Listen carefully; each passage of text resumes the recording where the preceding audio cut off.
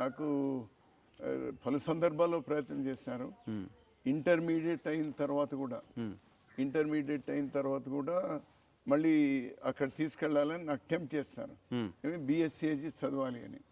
అతను బిఎస్సిఏజీ శ్రీరామ్ రెడ్డి గారు. నేను ఎట్లా ఇక్కడనే ఉంటానంటున్నావు కదా, ఎవరో ఒకరు ఉండాలి కదా, ఉంటానంటున్నావు, మంచిదే, బిఎస్సిఏజీ చదువు. అక్కడ నాకు సీట్ ఇప్పించినారు. I said no.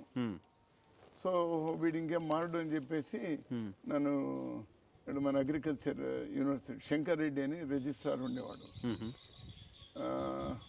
North Indian vice chancellor IAS officer, మన రాజేంద్ర నగర్. హైదరాబాద్కి వచ్చారు మీరు? రాజేంద్ర నగర్.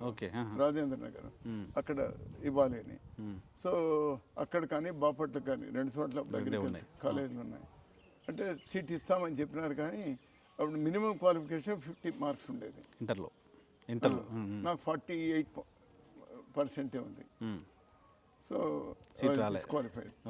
సో మళ్ళీ అనంతపూర్లో డిగ్రీ, మళ్ళీ అక్కడనే మొత్తం తెలుగు మీడియం లా తప్పనిస్తే.